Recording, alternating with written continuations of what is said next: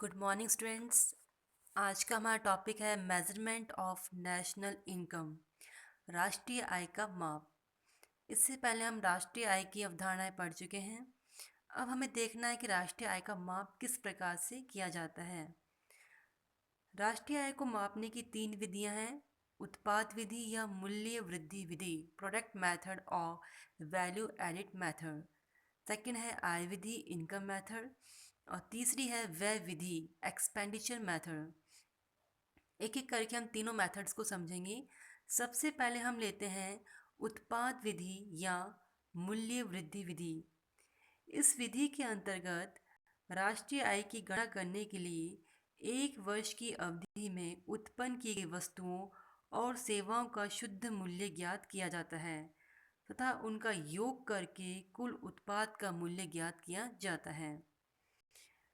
जो मूल्य वृद्धि है उसको निकालने के लिए जो उत्पाद का मूल्य है उसमें से मध्यवर्ती उपभोग को घटा दिया जाता है। उत्पादन का मूल्य बिक्री यदि वर्ष भर का सारा उत्पादन वर्ष के दौरान बिक जाता है। तो राष्ट्रीय आय की इस विधि को हम एक एग्जाम्पल से समझते हैं कि हमें मूल्य वृद्धि का आंकलन किस प्रकार से करना है। देखिए, फर्स्ट जो कॉलम उसमें देखा है वस्तु। सबसे पहले जैसे हमने इसमें ले लिया कि किसान है, वह गेहूं का उत्पादन करता है और उस गेहूं को वह आटा मिल, आगे जो नेक्स्ट है आटा मिल वाले को देता है। तो किसान का जो उत्पादन का मूल्य उसने 600 लगाया है और उसका जो मध्यवर्ती उपभोग या मध्यवर्ती वस्तु की जो लागत आई है वो 200 है।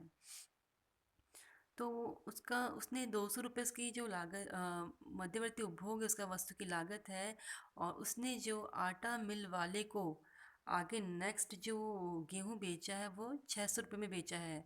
अर्थात उसने जो मूल्य वृद्धि करी है वह 400 की है। 600 में से हम 200 माइनस करें तो 400 रुपये की उसने मूल्य वृद्धि की है। उसने 600 रुपये में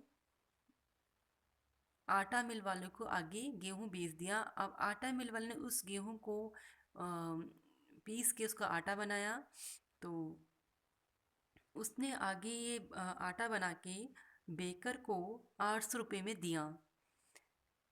तो 600 में उसने लिया, 800 में दिया, तो मूल्य वृद्धि करी 200 रुपये की अगेन। तो हमने 800 में से 600 घटाया तो 200 रुपये की मूल्य वृद्धि हुई है।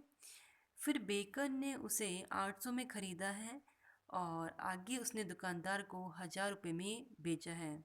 तो उसने अगेन 200 रुपये की मूल्य वृद्धि करी है। 1000 में से 800 घटाएंगे तो 200 रुपये की मूल्य वृद्धि हुई है। आगे दुकानदार ने, देखिए, दुकानदार ने जो आगे ख़रीदा है वो 1000 रुपये में, और आगे उसने जो बेचा है उसको 12, उस उत्पाद को बेकर ने जो भी उसका ब्रेड बनाया या जो भी उसने बनाया उस आटे से उसको उसने आगे 1200 रुपये में बेचा है। तो मूल्य वृद्धि की है 200 रुपये। 1200 में से हम 1000 घटाएंगे तो 200 रुपये आए, 200 है उसकी मूल्य वृद्धि। तो प्रत्येक अवस्था में 200 रुपये की मूल्य वृद्धि हो रही है। तो कुल मूल्य वृद्धि जो हो रखी है 1000 रुपये हो रखी है। और मध्यवर्ती वस्तु की अगर हम लागत जोड़ें तो वो 2600 आई है, और उत्पाद का जो मूल्य आया है वो 3600 आया है।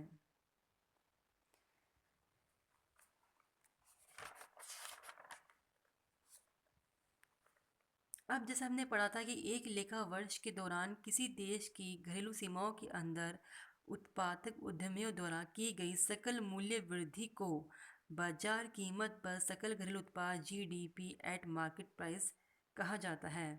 तो राष्ट्रीय आय केवल 1000 रुपये है, ना कि 3600। प्रत्येक अवस्था में होने वाली मूल्य वृद्धि के योग से ही राष्ट्रीय आय की गणना की जाती है। तो हमने देखा कि प्रत्येक अवस्था में यहाँ जो मूल्य की वृद्धि की गई 200 को हम ऐड करें तो 1000 रुपये होते हैं।